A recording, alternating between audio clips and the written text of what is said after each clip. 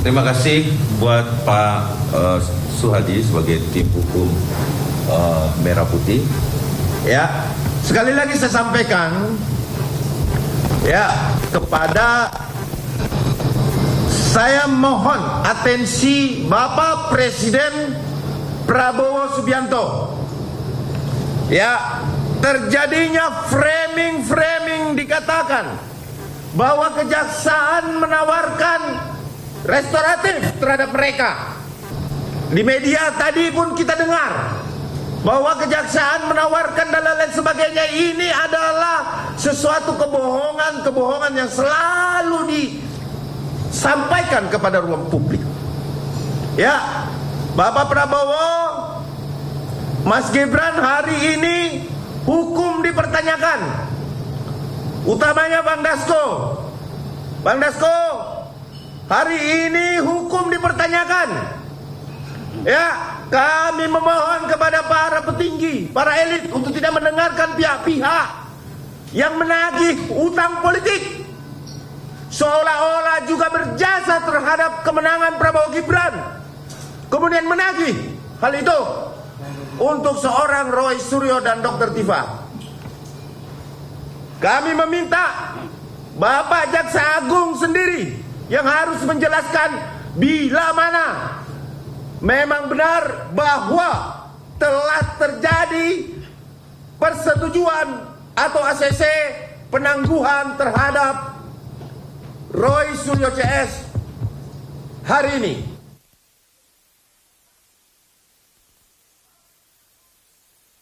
Untuk konferensi pers terbuka agar semua masyarakat melihat bahwa inilah hukum di Republik ini yang bisa ditagih secara politik, yang bisa diperjualbelikan secara politik,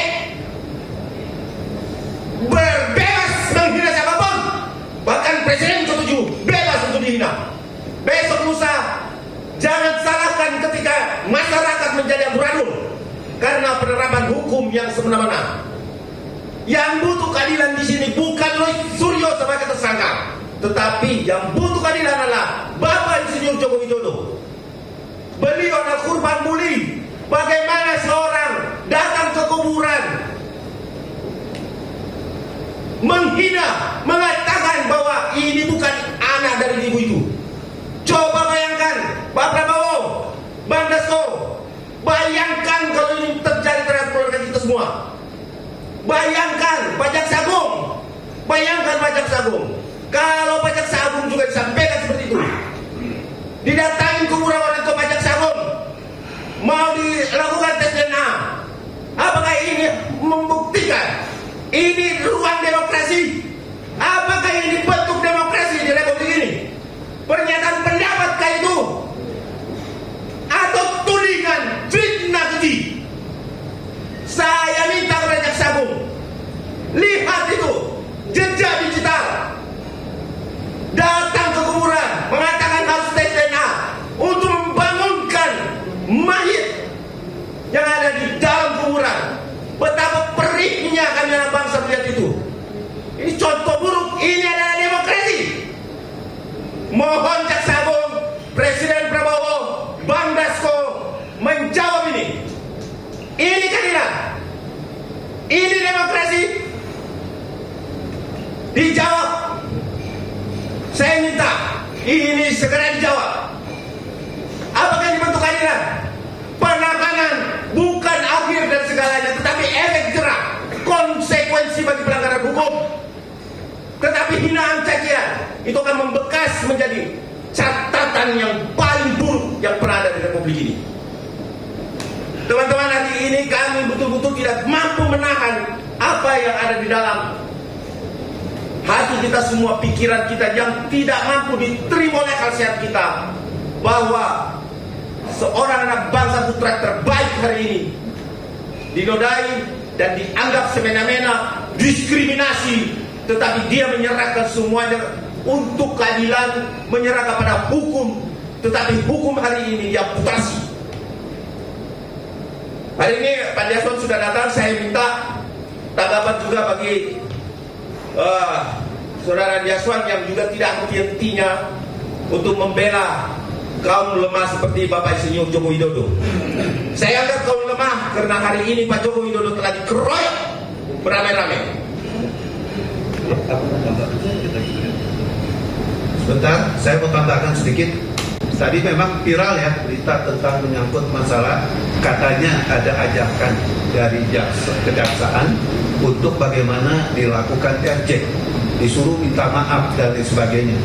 Itu memang diatur dalam KUHP yang baru.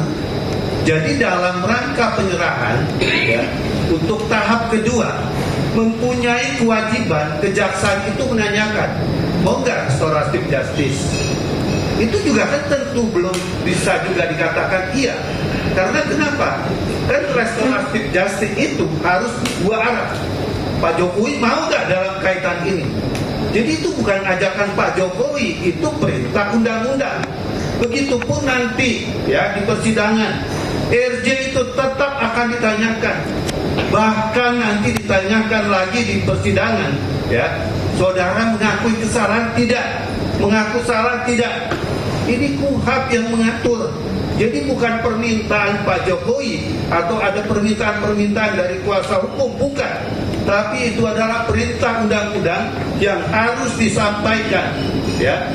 Jadi sekali lagi berkaitan dengan masalah permintaan untuk bagaimana melakukan RJ dan lain sebagainya, sekali lagi itu adalah perintah undang-undang. Terima kasih. Terima kasih teman-teman. Assalamualaikum warahmatullahi wabarakatuh. Salam sejahtera buat kita semua. Om Swastiastu, Namo Buddhaya. Salam kebajikan. Berita ini betul-betul mengejutkan dan mengecewakan kalau ini benar-benar terjadi. Karena seperti juga kita ketahui, semangat reformasi penegakan hukum di pemerintahan Prabowo Gibran ini sedang digalakkan. Kalau ini benar-benar terjadi penangguhan, ya, artinya ada sesuatu yang salah dalam mekanisme penerapan hukum. Karena kenapa? Sebab seperti yang kita ketahui, Pak Roy ini dan Kipa hampir setiap hari setelah ditetapkan sebagai tersangka itu ngoceh terus ke media-media sosial berkaitan dengan ijazah Pak Jokowi yang katanya itu palsu. Sedangkan kita tahu bahwa undang-undang itu tidak membenarkan proses-proses itu terjadi. Jadi kalau tadi ada anggapan yang saya juga udah dengar katanya ini ada perbandingan dari orang yang pernah juga melakukan seperti ini, kemudian itu tidak dilakukan penahanan karena alasan-alasan yang bersangkutan berlaku sopan dan lain sebagainya. Nah tentunya ini kan berbeda. Dan ini berbeda masalahnya. Yang pertama, ya, orang yang dimaksudkan itu kan nggak ngoceh-ngoceh setelah ditetapkan pasca menjadi tersangka.